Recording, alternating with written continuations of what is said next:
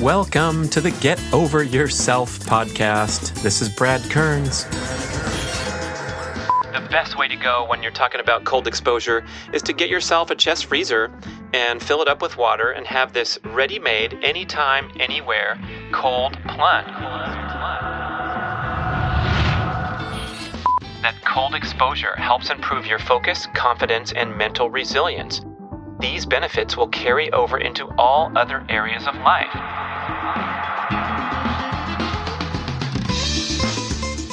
Hi, listeners. I'm so excited to introduce to you the wonderful hobby health practice of cold water therapy and cold exposure in general. This has become a hot topic in progressive health circles lately, as people are discovering more and more research and scientific support for the amazing benefits of exposing yourself to cold water or cold air for brief periods of time for this positive natural stressor, helping us hone our resiliency in our overall immune function, cognitive function, metabolic function. This has a genetic or an evolutionary rationale because today in comfortable modern life where we exist in air-conditioned environments and never struggle or suffer in the way that our ancestors did that allowed them to hone their physical and environmental survival skills, we don't really need that anymore, but we can still benefit from what we call hormetic stressors or a positive natural stressor. A sauna has a similar effect of elevating your body temperature, and then your body has to work hard to return to homeostasis and normal body temperature in a similar manner. When you expose yourself to cold, you get these same brief bursts of positive hormones. I'll talk much more about them later in the show and talk about the different forms of cold therapy, especially the chest freezer. You may be familiar with the increasing popularity of these cryotherapy clinics where you expose yourself to cold air by standing in a chamber or enclosing your body in a chamber with your hands and face sticking out, and you're subjected to a brief period of time where the air temperature is minus 200 degrees below Fahrenheit. The cold water therapy exposure can go from 33 degrees rather than a block of ice, right? So just above freezing all the way up to water in the 50s and getting these wonderful positive natural stressors. But some distinctions about what we've thought about cold exposure to date. One of them is that it might not be the ideal way to recover from intense exercise. So the usual use of cold therapy has been to jump into the cold whirlpool after football practice or to ice your legs in the freezing river after doing a long, hard run. And while these are great sensations and it feels great because it kind of deadens the pain that you've incurred and the inflammation that you've incurred from the athletic effort, it might actually delay your recovery time by inhibiting the functioning of the lymphatic system, removing toxins from the tissues, and it also might interfere with the training adaptation. In other words, inflammation is part of the fitness adaptation process, and you want to work through that naturally after workouts. So the optimal time for cold exposure is away from workouts, and you're going for these more generalized benefits of inflammation control, enhanced cellular immune and cognitive function, and all that anti-aging hormonal benefits, cellular repair benefits, things of that nature, which I'll talk about in more detail over the post. And it's also, I feel like there are some psychological benefits that are more difficult to quantify, but I've integrated my morning cold plunge and evening cold plunge before bed into my daily routine, and I feel like it has greatly enhanced my ability to be focused, disciplined, and proactive with how I conduct my day because this has become a fixed element of my daily routine. I don't need to summon any willpower or psych myself up to jump into this 33-degree water. It's just part of my life, and I look forward to it, and it actually delivers some meditative benefits because once you're in that cold of water, all I do is focus on my breathing and I complete 20 deep diaphragmatic breath cycles. And I have wonderful success getting into that meditative state where I'm thinking of nothing else except for my breath. And that's due to the cold water because I really do have a difficult time sitting on a tree stump and crossing my legs and trying to meditate the natural way. So I hope that sets you up enough to understand the rest of the content where I'm talking about the health practices of different proponents of cold exposure and getting into detail about how to set yourself up with the very best ultimate level of sophistication, which is to fill up one of those top opening chest freezers with water and then keep the water at the optimally cold temperature. You can also get started in a simple way by finishing your morning shower with 2 to 3 minutes of coldest water possible. And so you'll get sort of a sense of what that cold exposure feels like. And then if you desire, you can get further and further into the practice. The best way to go when you're talking about cold exposure is to get yourself a chest freezer and fill it up with water and have this ready-made, anytime, anywhere, cold plunge. I like to go as cold as possible, down to 33 degrees Fahrenheit, pushing the icicles out of the way for a short-term, brief plunge into that water first thing in the morning. And I also do it last thing at night before bed. So what happens first thing in the morning is you get this hormonal wake-up call, this natural hormetic stressor, a positive natural stressor that gives me a burst of epinephrine, norepinephrine into my brain, enhances oxygen delivery throughout the body, enhances blood circulation, and as anyone who's jumped into cold water knows, it just wakes your ass up. That's a quote from Tony Robbins, who's a big proponent of cold therapy. If you look over to marksdailyapple.com, there was a wonderful recent post, very lengthy and detailed, called the Not So Definitive Guide to Cold Therapy. And that's because making fun of a lot of the conventional view of cold therapy has actually been counterproductive and ineffective. So we're used to using cold exposure as a post-workout recovery method. And while it does feel fantastic to cool your legs down after a tough run or a tough football practice in the NFL where they jump into those whirlpools, it can actually get in the way of the training adaptations. So the best time to use cold therapy is for these hormonal and health and cardiovascular and immune function benefits away from the stimulus of training. So that's the number one recalibration of our mindset here is we're using cold therapy not to help the muscles recover after workouts. That's just a misnomer. And instead, we're going for these hormonal benefits of the hormetic stressor, positive natural stressor. So we have the wonderfully detailed article at marksdailyapple.com. We have my YouTube video for how to get all set up with the chest freezer.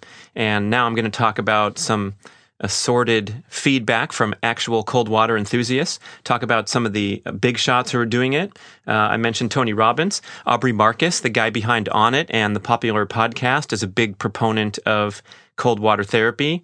He just wrote that book about owning the day and getting all these peak performance attributes set up to succeed with your lifestyle goals, exercise, health, career, all that stuff. But I heard him on a podcast, and the very first thing he said when he was asked about some of these winning behaviors that he likes to recommend was exposure to cold. And in his case, he was talking about a 3-minute cold shower to start his day. So he talked about the hormonal benefits, the norepinephrine burst, the epinephrine burst, and he also mentioned this common recurring theme that's becoming a big part of the cold therapy scene and the discussed benefits, and that is the mental edge of psyching himself up, accepting the challenge instead of wussing out, again, quoting him. He also mentioned some research, tons of great research, and there's links in the Mark's Daily Apple article, but he mentioned research that people who regularly engage in cold water therapy actually have fewer upper respiratory tract infections than people who don't. So the old wives' tale that we've always heard is actually backwards. So you go out and expose yourself to cold once in a while, in a measured manner, right? Not to the extreme where you're going to get yourself run down. Obviously, that's a bad health practice. But this brief hormetic exposure to cold can actually boost your immune function. So Tony Robbins, he's got a nice YouTube video. You can search for Tony Robbins cold plunge and see this cool little miniature pool that he built at his home in Florida, where he just gets on it's a in the ground pool, like a regular pool, but it's just basically the size of a little chamber, like from a James Bond movie, and he just jumps in there every morning. He jumps on the trampoline a little bit, works the lymphatic system with that new popular activity of mini trampoline jumping that's being highly touted to help improve lymphatic function, give you a little bit of cardio. So he does his little trampoline scene, and then he jumps into the water and makes a big deal about how cold it is. And he says, 56 degrees, baby. So I got 33, baby. How about that? But again, if you're going in this range from just above freezing all the way up to 60, let's say being the highest number where you're going to actually call it cold water therapy, of course, you're going to have some justification for staying longer the higher the temperature is. I kind of like that shorter burst where it's a real shock to the system and get that initial hormonal response, and also not have to stay as long.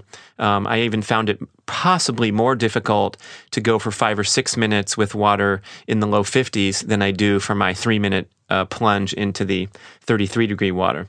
So anyway, Tony keeps his pool at 56 degrees, and it's also known that in all 7 of his luxury homes across the world, in Fiji and in Sun Valley and in Florida, he has at his disposal a ultra-hot dry sauna where he cranks it up above the usual health club sauna, which goes from usually they're 175 to 190, and he's going up to 212 for this really hot exposure. Also a highly touted health practice. We might have to do a whole show on sauna.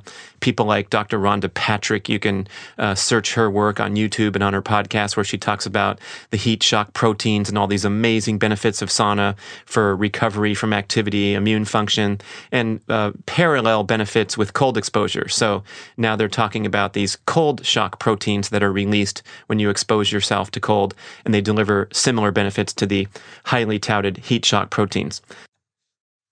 So, as you might expect from Tony Robbins, he's also touting the peak performance benefits of doing this cold plunge every morning. And he says that he believes that it trains his brain to be more focused and disciplined. Quote, I tell my brain what to do and it just does it. It trains the mind not to hesitate, but to act. And when I jump in, every cell in my body's alive. I'm training my body to be strong. So we have strong mind, strong body, and it also goes vice versa. Okay, so if your body can take it, your brain tells your body you can take it. You kind of get that resilience and that focus. And I'm not going to go overboard on these kind of benefits. And I'm a little sick of people talking about, as I said in another show, making their bed and all of a sudden they're more productive, or even meditation is going to be the ultimate life changer. And if you're not doing it, you should feel bad. That kind of message is a little tiny bit overboard for me. My retort is that you can meditate anytime, any place. You can meditate while chopping a cucumber. You can meditate while walking down the street and looking at the trees. But on that note, I find when I jump into that cold water, it's pretty funny because I can't do anything else. I have to completely focus on my breath in order to maintain the time duration and accept that cold water peacefully and willfully. I remember a couple times I jumped in there while a podcast was going, to kind of pass the time. I thought I would listen to something or even listen to music, and I couldn't handle it. I had to throw the phone over and just go back to complete focus and concentration on my breathing. And then after doing this a few times, I realized, hey, I'm actually meditating while I'm in the cold tub. For real. Like I'm thinking about nothing else but completing 20 deep diaphragmatic breath cycles. Those familiar with the Wim Hof Method, Wim is his first name, W-I-M-H-O-F. They call him the Iceman. He does these superhuman feats of cold exposure that are just absolutely mind-blowing. You can look for him on YouTube. He sat immersed completely in a pack of ice, surrounded by ice cubes for an hour and 45 minutes. An exposure that would kill almost everyone. But he believes that his breathing techniques and his strategies, which he believes can be taught to anybody to become cold superstars. He believes this is what enables him to do these amazing feats. He also climbed Mount Everest I believe, in a pair of running shorts only. So yeah, this guy's a trip. He's getting really popular with his Wim Hof method. People are getting into the breathing, but he touts the breathing as a huge component of cold exposure. And you can see his breath cycles and these drills that he does before he goes swimming in a freezing cold lake in the middle of winter around the icebergs in Scandinavia or wherever he's filming at. Pretty cool stuff. And personally, on that small level with this random dude in Sacramento going into his chest freezer in his backyard, I really do feel that the breathing is a critical part of it. It's a wonderful meditative experience, and it gives me that focus and resiliency that Tony Robbins is talking about to start my day, and it carries over into other peak performance aspirations that you have during the day. I'm going to read some amazing quotes from real live enthusiasts who have just started out on this journey, or some experienced people that have been doing it for a while and how it's given them positive benefits. So that's the Tony quote.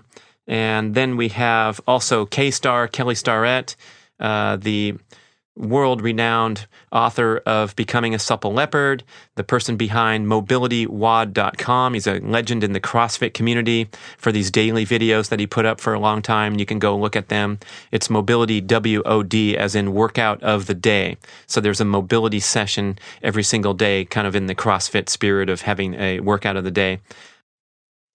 He's also the proprietor of the awesome San Francisco CrossFit facility. And this guy's everywhere, helping the world's elite athletes. He's on the sideline at NFL games, helping these players unjam their joints with his voodoo floss strap, another amazing healing protocol that helped cure my 6-month condition of tennis elbow in a very short time. So get into his act. We'll get him on the show too. He's amazing. And he's a huge proponent of cold therapy, and also what we might call contrast therapy, where you jump in cold, you go into a heated environment like a sauna, back into cold, back into heat. And it's a wonderfully relaxing technique that the Finns have done for hundreds of years with their sauna practices as such a central part of their culture.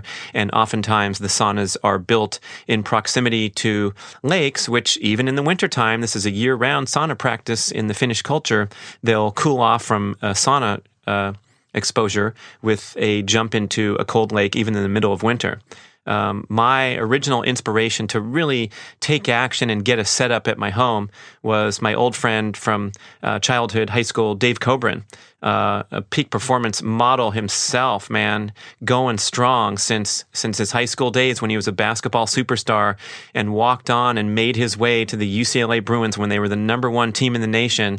Average white dude from the San Fernando Valley out there playing and practicing against the best players in the world. But then, even more distinctively, after finishing his basketball career at UCLA, the very next year he finished the Hawaii Ironman. So he just took on this new challenge, became a long-time endurance athlete with tons of marathons. His entire family, his father, his brothers, just marathon machines. His father, Ron, ran Boston Marathon 30 years in a row with some very nice times, even though he was starting in his late 40s and continuing into his 70s and usually busting 3 hours.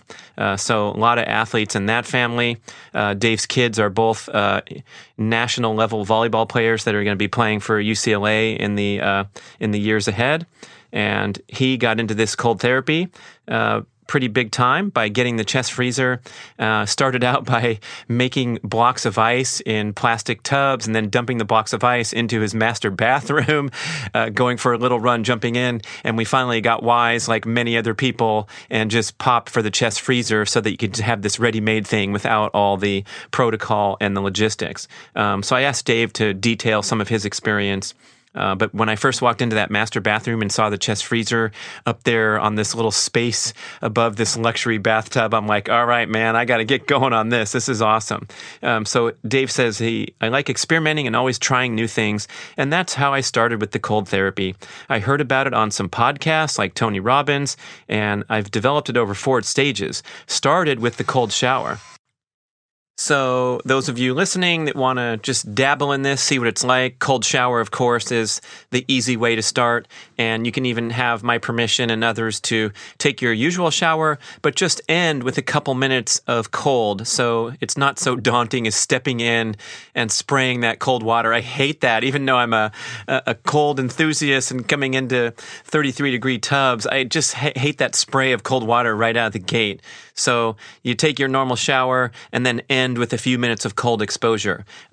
Most places are not going to deliver that extremely cold water that has the maximum hormonal benefits. So it's just a nice starting point. You're certainly not going to get cold or shivery ending a warm shower with a few minutes of cold exposure, but you will have that refreshing kind of finish where it's a nice way to, maybe you'll decide to end all your showers with a little bit of cold, as I do now, just to help me kind of get out of there feeling refreshed rather than kind of overly heated up, which I don't like that sensation as much. So Dave said he started with that cold shower, and then he started doing the ice in the bathtub scene, refilling the plastic buckets every time he took an ice bath. Then his third progression of his commitment to cold therapy was getting one of those 100-gallon stock tubs, livestock tubs that they sell at the feed stores. You can get them on Amazon too. Unfortunately, I recommended that to him, and that is now turning into be a big waste. I ended up giving away my livestock tub to possible interested farmer or someone. Maybe they were going to use it as a planter, actually, but then going finally to the ultimate level of sophistication, which is the chest freezer. And we're talking about those top opening freezers that we generally use. We see them in the meat store, the butcher, whatever. And, you know, people have them at home if they're storing extra freezer stuff. So you get this top opening chest freezer in the neighborhood of 12 to 15 cubic feet. I went for a 15 cubic foot one just because I wanted to have a little more space in there. It's plenty of room. You can probably get away with the 12 unless you're one of the bigger people on the planet. So back to Dave's quote.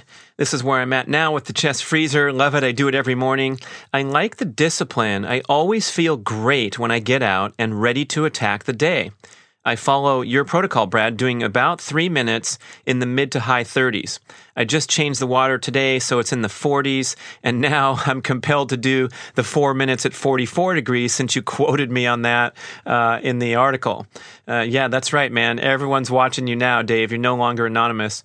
And then, interesting, this is the part I'm really digging. I can't say I'm doing it myself, but it's something to think about, especially if you're an endurance athlete with endurance goals, is that he finishes the cold bath with a 2-mile trail run, nice and slow, aerobic run, nothing serious, nothing that's even going to get in the way of his usual training routine where he's going in the gym or he's doing a more ambitious training run for his Spartan race goals and things like that. So he just gets out and jogs for a couple miles to get some fresh air, some sun, and to loosen up and, of course, warm up a little bit. So that is a really cool package right there to start your day with that cold exposure and then get out there and get loose and get some exercise. 3 to 4 days a week, he follows up the run with a good workout in the gym of about an hour. Some of that stuff is high intensity, and then other times he's focusing more on mobility, stretching, things like that maybe aren't so strenuous, but putting that hour in 3 to 4 days a week, and then he gets off to work. He feels like $1,000,000, and he can cruise all day and allow his younger brothers to do most of the work at their actuarial firm in Orange County there.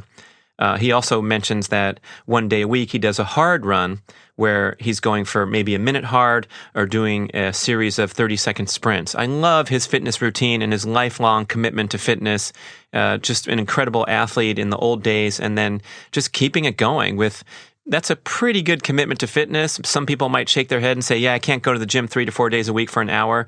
But just to take that general message that he's got this morning routine dialed, you can see what a wonderful impact it has on being proactive and focused and energetic the rest of the day. Just got it down. So congratulations, Dave Cobran. Newport Coast, California. Also another person to tout who has a wonderful story about his cold exposure is Dude Spellings in Austin, Texas, the Renaissance man of Austin, where he's carting around his elite level daughter volleyball players. He's getting involved in the speed golf community big time. He invented some software that allows people to bet on speed golf matches. He's also a certified primal health coach, so he's deep into the primal scene. And of course, all around guy getting into cold therapy. And he's been doing it for about a year. It's so funny because we didn't even talk about it until he saw my YouTube video come out and we realized we had this common interest. So I've been doing it for about a year, a few times a week, and I totally love it. This is Dude quoting. I'm convinced that it resets the autonomic nervous system. My default nature is to have a short temper and be very impatient. I notice that cold therapy really changes that and gives me much more patience and calm. I think the mild stress of the cold expands our default experience of normal, so that when something else mildly stressful happens, we are less likely to have a reflex response of categorizing it as something to get stressed about.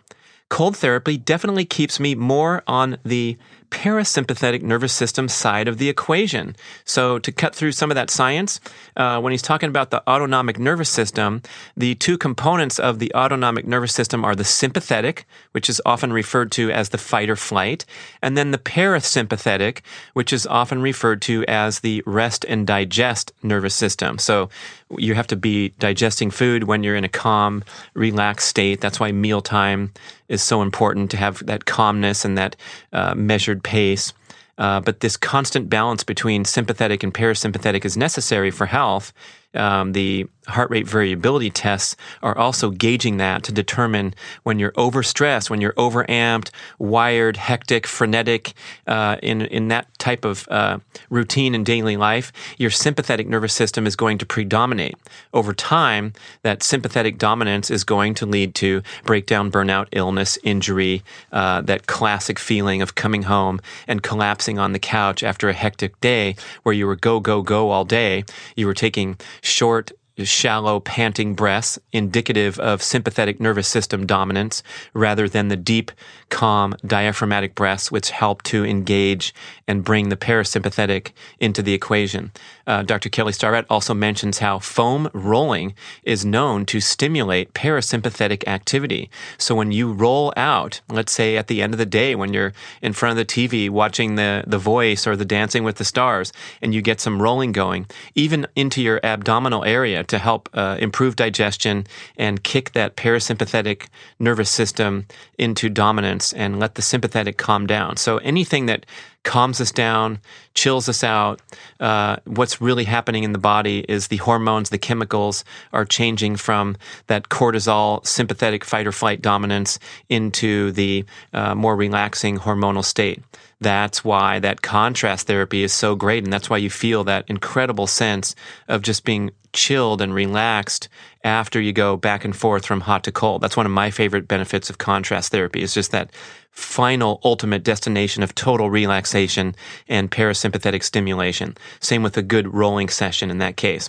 Sorry, Dude, I'm interrupting your quote, but we're going to paragraph 2 of Dude's quote now. He was mentioning how the parasympathetic comes out, so I wanted to elaborate. Back to the quote. In the summertime in Texas, I do my cold therapy in an oversized bathtub. It takes 80 pounds of ice to get my tub down to 55 degrees in the summer Texas heat. After Dude sent me this written account at my request, after our engaging talks in Austin when we were at Paleo FX together, I scolded him and said, "Dude, you got to go get the chest freezer. You're the perfect candidate." And he said, "Well, what if it, what if the harsh weather outside in Texas will, ruin it and cause it to fall apart?" I'm like, "Well, get a new one in 6 years then, He's like, "Okay." Now he's going to go sell it to the family budget. I love it. Anyway, in the winter, check out this, guys. In the winter, there's a pond 3 miles from my house on a trail. So I run down to the pond and soak for 10 to 15 minutes and then run home soaking wet. I love this dude. Okay, I do it no matter what the temperature is. And I run with no shirt no matter what the temperature is. This past winter, it snowed in Austin, Texas. Rare, but it does get, chilly down there in the wintertime for sure. I had a guy stop his car on his way to work to film me running with his iPhone since he couldn't believe I was running with no shirt in the snow. Around the same time, I ran back from the pond when it was 28 degrees and windy. Oh boy, that was a bit much, and I had to take a hot shower after that. So he was pushing the limits of safety there and possibly, coming home and getting run down. But hey, man, it's only 3 miles. He probably was picking up the pace that day. Get that hot shower, go on with your day. You got a nice hormetic stressor. So this is what dude says. I do 20 minutes at 50 degrees. Brad, you too could do 20 minutes, because when I heard that 20 minutes, I was like, oh my gosh, that is so much more gnarly than 3 minutes at 33. But he says you too can do it. He's talking to all of us listeners now. You just have to build up to it. I started out at 5 minutes and I added 1 minute every couple days. There are benefits that you get from staying in for these longer periods. That's why I do them. Now, this is really crazy far out stuff and highly theoretical, but I think it's correct. Being in the water that long changes your mitochondrial heteroplasmy to look more like a young person. And thankfully, he underlined that term, mitochondrial heteroplasmy, so we can go read about it.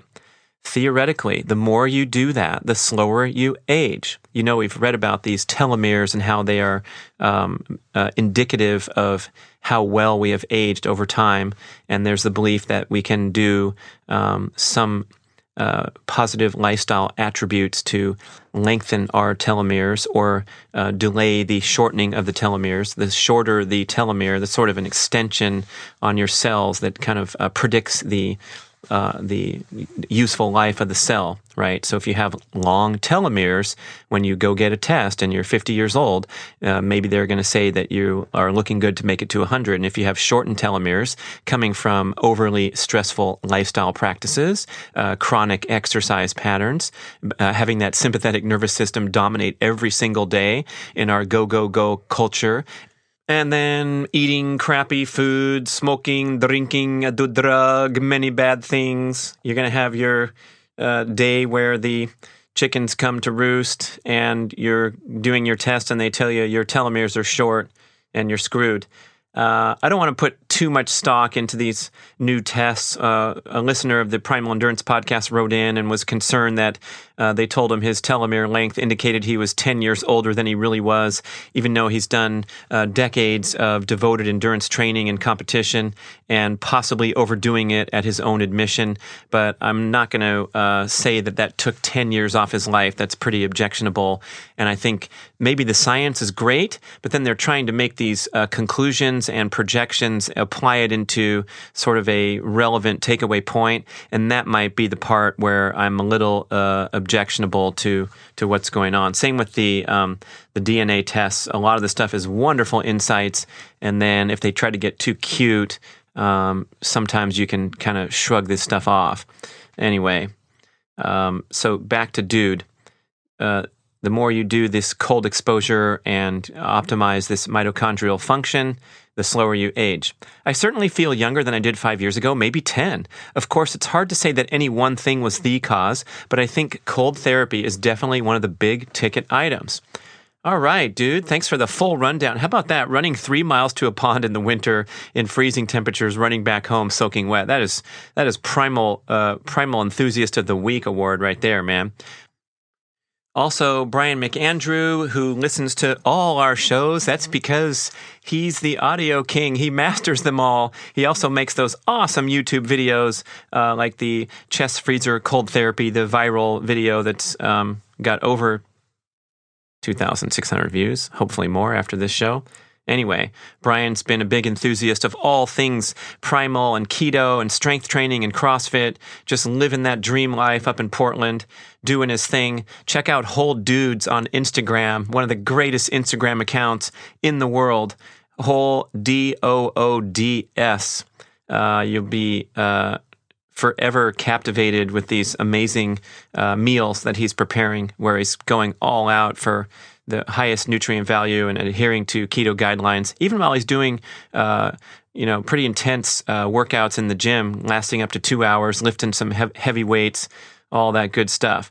So his experience with cold therapy says, quote, "All I know is that the worse I made myself feel in the moment by staying as long as I could in the cold, the better I felt afterward in regard to mood.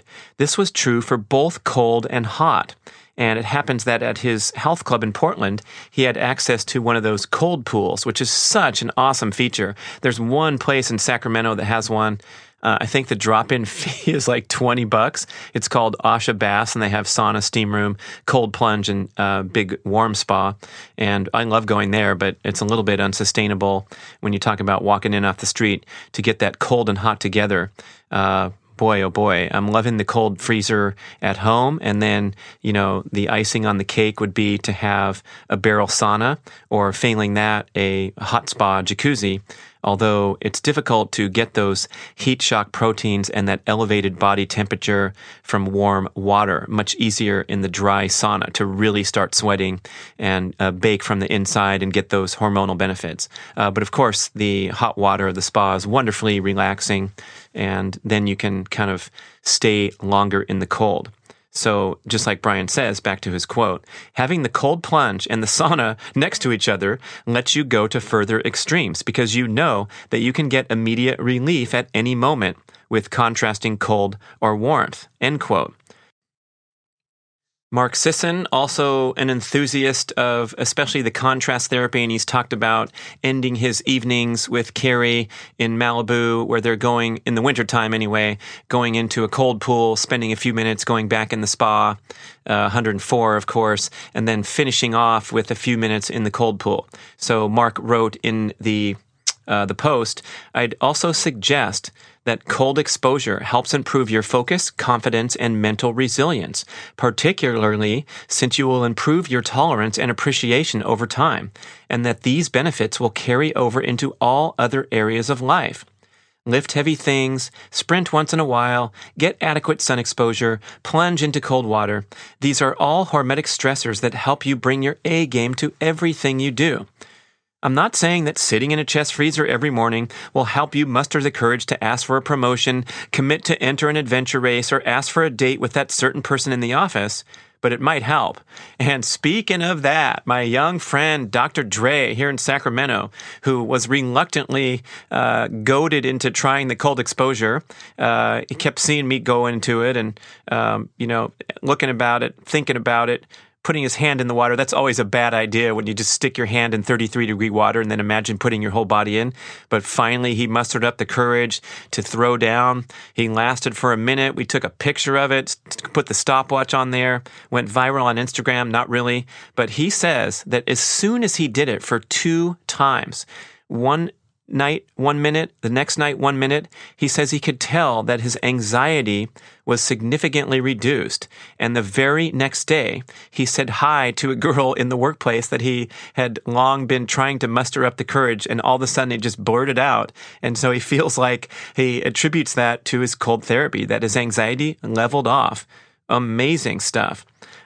Personally, for me, I'm kind of a freewheeling guy, as you might guess from my style on the podcast, but I really like the routine aspect of my cold practice so that I know that no matter what, because it doesn't take that long, I'm going to get up every single day, almost every single day, unless I have a 6:40 a.m. flight. I'm not going to bother with a cold plunge, but 300 plus days a year, I'm going to start my day with that cold exposure and the mental focus and the resilience of not thinking twice, like Tony Robbins says, but just getting up and going right into the tub. I always start with a head dunk now, and just going all in, all the way, holding my breath for a few seconds, getting that diver reflex, they call it, where you really get that hormonal burst because your body thinks you're drowning. Wonderful stuff to start my day. I don't even think about it. It's not like I have to muster up the motivation, the courage, or the willpower. It's just an automatic behavior. And there's so much written. Dr. Lindsay Taylor has talked about this from the psychological perspective in the course material of Primal Endurance Mastery course. And and Keto Reset Mastery course when we're talking about how do we adhere to dietary transformation goals that can get difficult, how do we stay committed to our endurance goals, which can get difficult in assorted ways. And if you just have some of these automatic behaviors going, they feed off each other, and it becomes much easier to do all the other things you dream about, but somehow your commitments and goals slip away when life gets too busy. And if life does get too busy and you find yourself slipping from your morning routine, I also have a YouTube video, Brad Kern's morning routine, where I show the exercises that I do in bed before I get out of bed every single day. And they relate to mobility, flexibility, injury prevention, teeing me up for doing my crazy sprint workouts and things that can be highly stressful, especially at my age of 53 years old.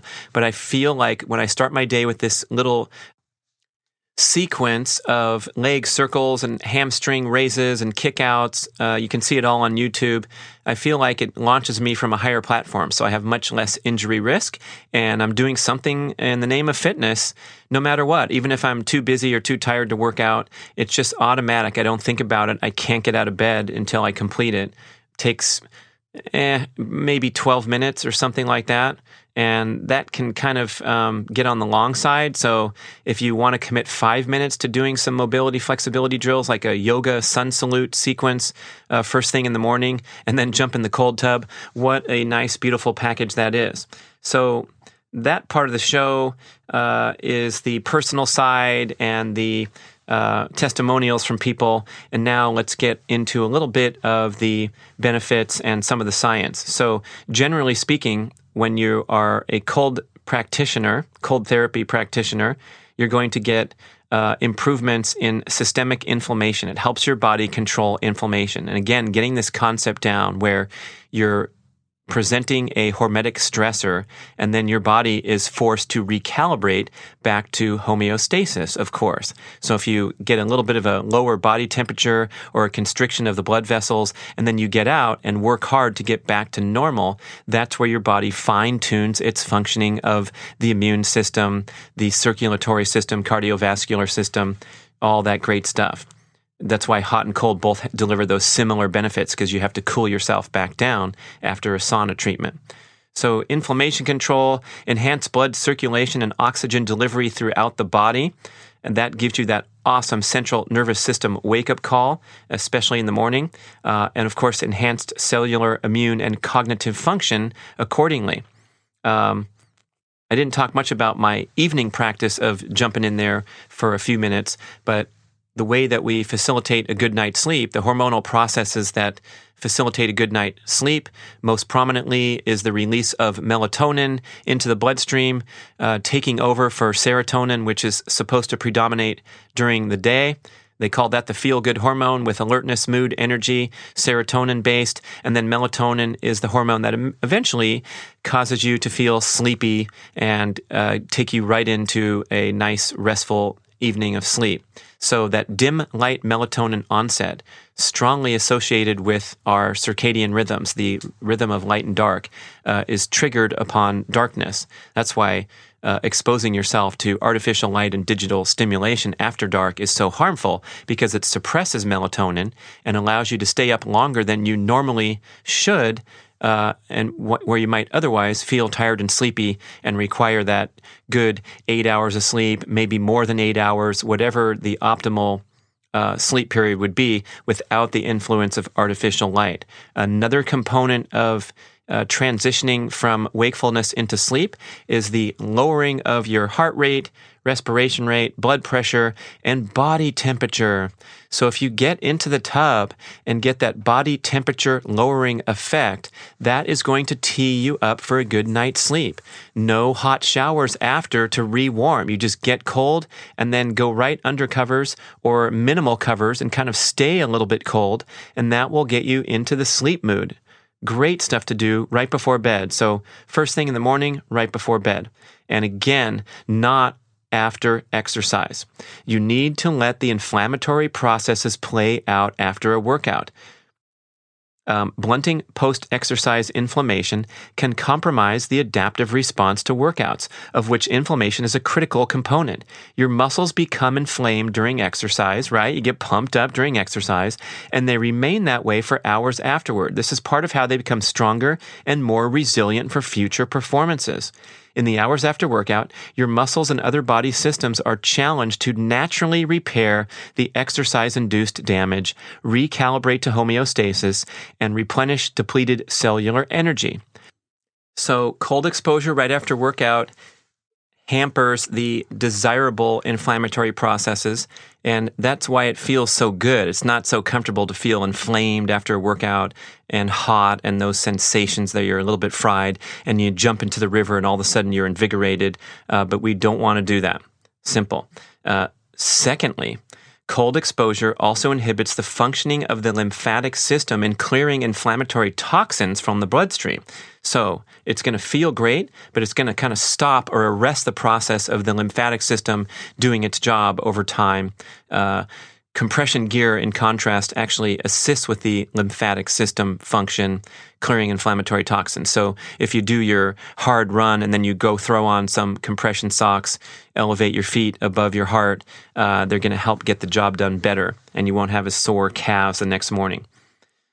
Summing up everything from our wonderful frequent guest on Primal Endurance podcasts and also on this podcast, Andrew McNaughton, he says, don't help your body. Otherwise, you lose some of the adaptation you're seeking through your challenging workouts. Oh my goodness, the more I think about this, the more counterintuitive it is, the more intuitive it becomes. You get what I mean? It's so contrary to what we've always thought, that we want to unwind all the quote-unquote damage from workouts. But as you unwind that stiff back that you just stiffened up from biking for 50 miles, you might be unwinding some of the benefits, and the reason that you're doing it is you're training to get fitter over time.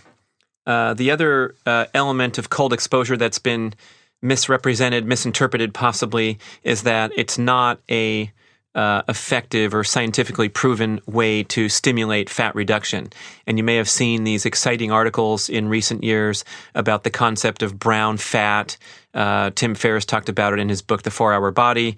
Ray Cronise, the self-experimenter that has a prominent position in the evolutionary health community, has been deep into this cold exposure for a long time. Jack Kruse as well, another prominent figure in the evolutionary health community. And there's this concept that when you're exposed to cold, it stimulates the activation of brown fat, a special kind of fat that's deposited in certain areas of the body, and its main job is to keep you warm. So when you get cold, brown fat kicks into gear, and it'll help elevate your body temperature back up. But as this brown fat burns energy, burns mitochondrial energy, the thought is that maybe this is elevating your metabolic rate and could consequently help with the reduction of regular excess body fat, white fat. The science is mixed. There's some sentiment that doing intensive cold exposure might generate a requisite increase in appetite to negate any fat-burning benefits. So I wouldn't worry about that part of it. And we're just going for the hormonal central nervous system benefits instead of talking about as a weight loss kicker. And speaking of benefits, we'll get a little bit sciencey here just to make sure we have all the concepts down. The best practice is to warm up naturally. If you can't, or you find yourself getting in a little bit of trouble where you're shivering after, that's happened to me on a handful of occasions where I'm wearing a ski hat and putting on a sweater for 3 or 4 hours afterward and feeling a little shivery because I pushed the limits of my tolerance. Then you can, of course, take a hot shower or do what you need to do to warm up. So if you're just doing cold exposure, allow yourself to warm up naturally. Of course, jogging's okay. Some body weight exercises, throwing down some pull-ups, push-ups, you'll find that you warm up pretty easily. But that's when you get that maximum hormetic benefits of challenging your body to return to homeostasis naturally. Different story if you're doing contrast therapy, of course. That's a whole different deal where you're going hot, cold, wonderful benefits accordingly. Dr. Rhonda Patrick, go-to girl for a lot of science in this area and many others, cites research that norepinephrine can rise 200 to 300% with just a 20-second immersion into freezing water a couple times a week. Imagine that if you're going every day for 3 minutes into freezing water. The epinephrine boost, oh my gosh, that's why you're getting these great testimonials from Dude Spellings, Dave Cobran, Brian McAndrew, people that are pushing that way beyond the brief exposure from the scientific study. Patrick also explained that norepinephrine helps reduce inflammation by inhibiting inflammatory cytokines like the noted bad guy TNF-alpha, a known accomplice in many modern disease patterns. Quelling inflammatory cytokines is also believed to help battle anxiety and depression. A researcher named Nikolai Shevchuk says cold exposure can boost mood, quote, probably through the stimulation of the dopaminogenic transmission in the mesocorticolimbic and nigrostriatal pathway. These dopaminogenic pathways are known to be involved in the regulation of emotions. There's a lot of research linking these brain areas to depression. Ned Brophy-Williams, another researcher on the anti-inflammatory benefits of cold water immersion, says, quote, it moves blood from the peripheral to deep blood vessels, thereby limiting inflammation and swelling and improving venous return. Metabolites and waste products built up during exercise can be efficiently removed by the body and nutrients quickly replenished to fatigued muscles. I hope he's talking about waiting at least a couple hours after the workout, but I'm thinking of that general pattern of cold therapy helping with your exercise recovery. Your lymphatic system is activated by cold exposure, helping speed the clearance of toxins from tissues throughout the body. You also elicit an enhanced antioxidative defense with increased T cell activity to improve your immune function. And finally, Patrick's saying, cold shock proteins such as RNA binding motif 3, RBM3, that are linked to the regeneration of synapses in the same manner as heat shock proteins. So you're getting this anti-aging effect, cognitive boosting effect. If that's not enough benefits to get you psyched up and personal anecdotes, oh man, I'm kind of getting that this is largely a, speaking of dude, it seems like the interested audience is possibly weighted in the dude category, the male category, and that's unfortunate because, again, reiterating what Kelly Starrett says, that we're not here to suffer and torture ourselves. So we're going to exit the water as soon as we feel that sense that we're getting too cold, that we're starting to shiver. If you're staying in any longer than that, you're just showing off, is the quote from Laird Hamilton. So it's a brief cold exposure to whatever tolerance and comfort level you have. Amazing story from Dude Spellings that he started with 5 minutes and worked his way up to 20 minutes. I do find myself that I'm becoming much more resilient to the cold water to where it's absolutely no problem. But again, I'm not going to last much longer than 3 minutes because it's still 33 degrees and I'll start to notice that sensation of uncomfortable coldness. That's too long. Time to bail. So it's within reach of anybody. You can take it up to 60 degrees cold shower, and that'll be a nice initial exposure, and then get more interested in it and more committed, trying to test your limits a little better, but always in a comfortable way. In fact, let's patch in a voicemail that Dr. Kelly Starrett left me where he's making this point emphatically, and you can hear from the man himself. Bradley, Kelly Starrett, dude, chest freezer's the key. It's so easy. The only deal is we say you stay in until you shiver, and then you're done. So if you start shivering, you're out. Just need to get cold one time. Gabby and Laird say that anything after start shivering is fucking showing off and wasting your time. So just stay on 3 minutes max, or until you shiver, and then call it good. And then you jump back in the shower, do it. Ultimately, you want to get so you can warm back up after cold exposure. It's great. We do it in the morning because we have control. Sometimes the cold wakes people up at night, so we love it. And then the cold in the morning is as far away from like the training stimulus usually as possible. And if you can find you wake up, just go have your coffee, jump in there. It's a game changer. Like literally, my guys deployed to Afghanistan now. You can't beat it. Anyway, hope you're well, brother.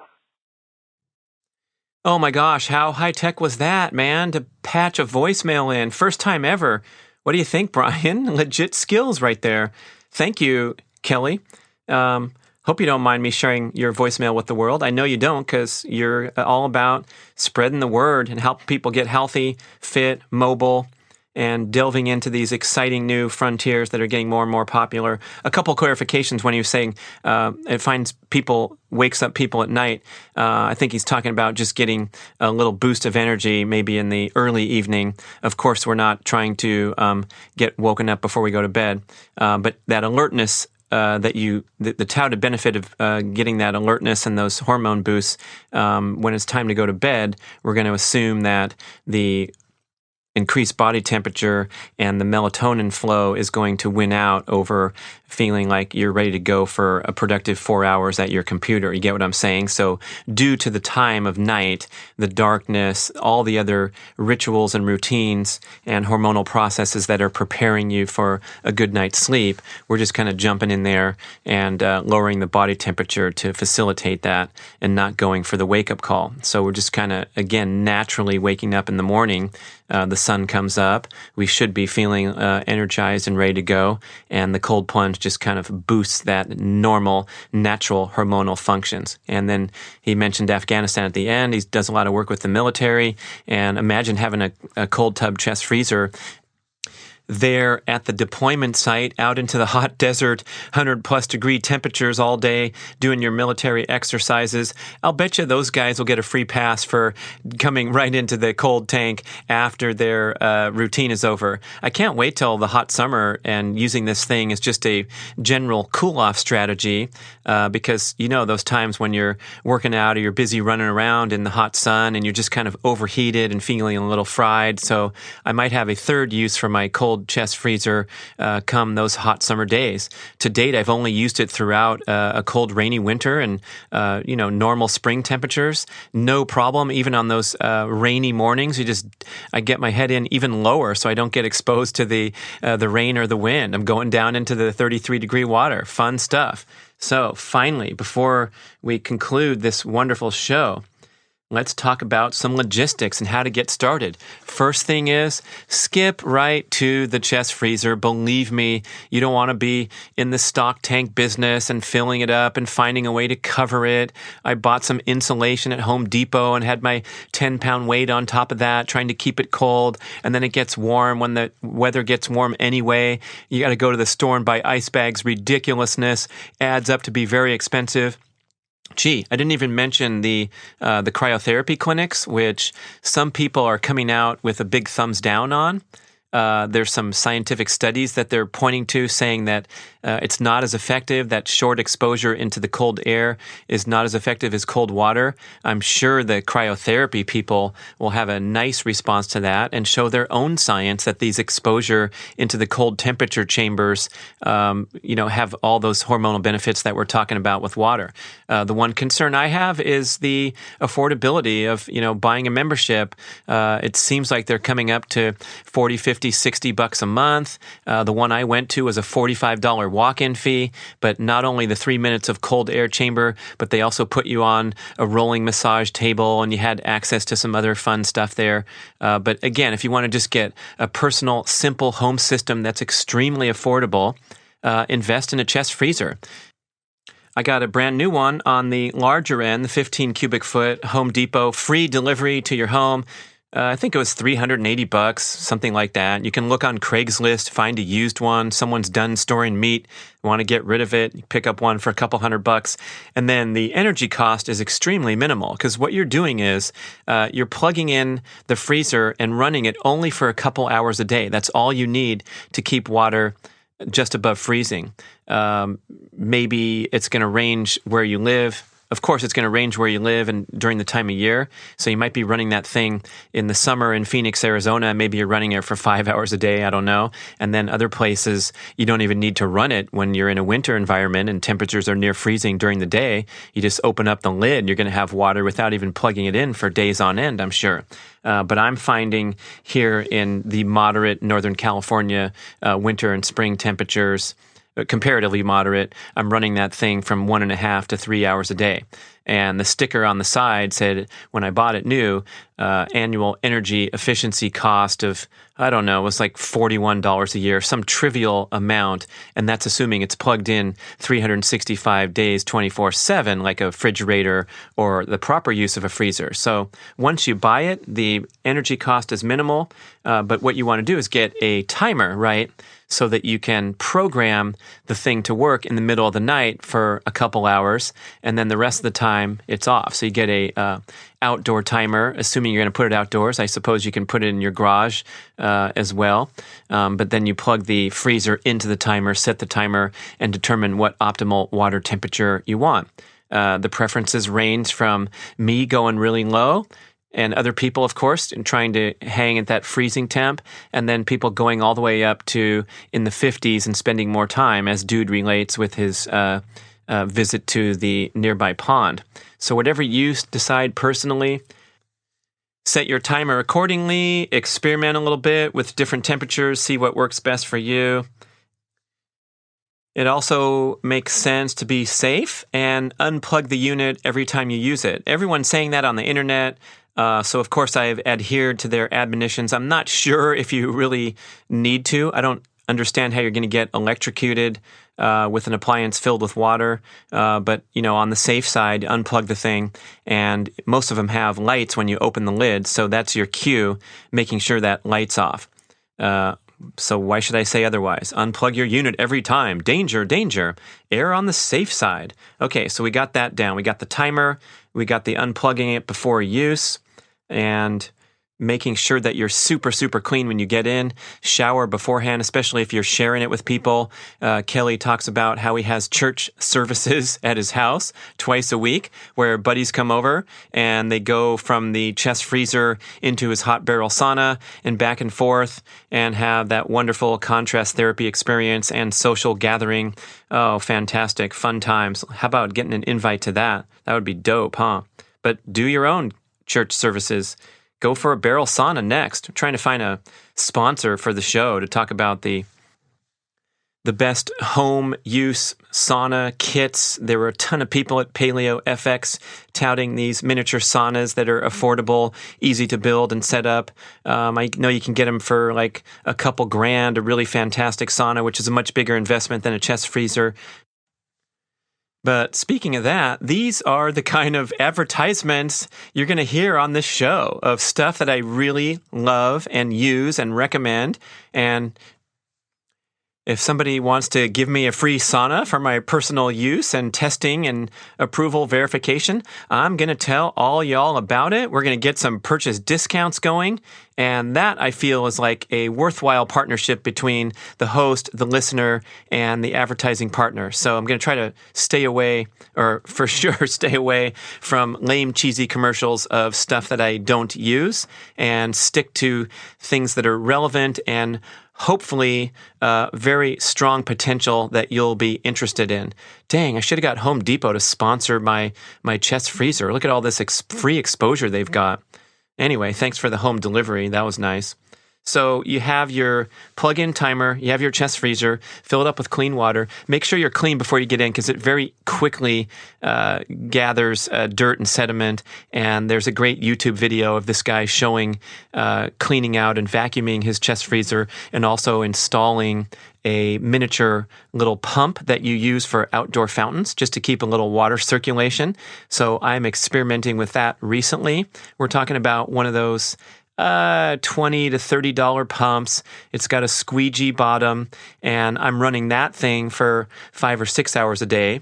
I'm running the freezer itself for only a couple hours a day, so I have 2 different timers going in. I know, a little bit of a hassle, but I want to have some of that water circulating. And then this guy modified a aquarium suction hose, just a simple suction hose that you use in the aquarium, and he duct taped a vacuum brush to the bottom of the aquarium suction hose. So he sticks the vacuum brush into the tub and gets the air suction going, and all of a sudden you have a vacuum where you're vacuuming the debris in the water. So really cool stuff. Failing that, or in addition to that, you're just going to change the water out once in a while. Not a big deal, but ideally as minimally as possible just to save water and also save the hassle. So I find myself changing that water out maybe once a month, something like that, and then going to get going on this vacuum stuff and this pump, trying to keep it clean. But if you get in clean, that is the winning ticket. Dr. Kelly also recommends putting a tablespoon of shock in there once a week or every couple weeks. That stuff's pretty strong, so look at the label. They're usually using these products for larger spas that have around 350 gallons as a typical spa, maybe up to 450, somewhere in that range. So you're using just maybe a teaspoon into your chest freezer and making sure you circulate it, whether it's with a stirring stick or getting that aquarium pump running in conjunction with adding a little shock. But that stuff can smell if you put a little too much in. And then finally, other internet enthusiasts, this grassroots cottage industry going with people making chest freezer videos, not as cool as mine, no Ollie G odes so far except for mine, but people are saying put Epsom salts in, because you get all that bathing benefits of Epsom salts that we've always known about, that absorbing the magnesium through your skin, which is known to be a great way, maybe the best way to absorb magnesium. And if you dump a bunch of Epsom salts in, you can avail a lower than freezing temperature, right? Did you know the ocean goes down below freezing because of all the salt content down in Antarctica, where the ocean has the potential to go below freezing? So that's pretty cool. I'm going to try dumping that Epsom salt in. I think I got that from Brian McKenzie, and he said put 15 pounds into that normal size tub of 12 to 15 cubic feet. So there you go. Those are all the little tips and asides, but get the basics down. Don't be afraid. Try it out. It's great for everyone. That hormonal central nervous system reset benefit. And please share your experience with the show. Thank you so much for listening to the Cold Therapy Show. I look forward to hearing from you. This is your host, Brad Kearns. Have a great day. You know, this show is fairly new, so it would be a huge, massive help if you could visit iTunes for a second or wherever you consume podcasts and leave a positive review for the show. This is how shows attract more attention and get new listeners, so I can brainwash them to subscribe for life with this wonderful, compelling content. Thank you so much for doing that. I know it's a big hassle, but if you do it and then you go over and email me, getoveryourselfpodcast@gmail.com, I will mail you $1. No, I won't do that, man. That would be a huge hassle. Talk about a hassle. But you know what I'll do? I'll thank you from the bottom of my heart, and I'll enter you into a drawing, put your address on there too, and I'll do like 10 grand prizes, something cool like Primal Kitchen extra virgin avocado oil to drizzle on your salads, something, I promise you. Thank you so much for leaving a review. It's time to spread the word about the Get Over Yourself podcast. And speaking of advertising, I promise you at all times, I will be talking about only stuff that's super cool, awesome, that I use and appreciate in daily life and would recommend to you or think that might help you. I know you can always push that 30-second forward button and skip the ads, but I want to do some cool stuff. I appreciate you listening if it's value to you. And please participate in the show. Send me your constructive feedback or otherwise, suggestions, comments to that wonderful, lengthy email, but unforgettable, getoveryourselfpodcast@gmail.com. Thanks for listening. This is Brad Kearns.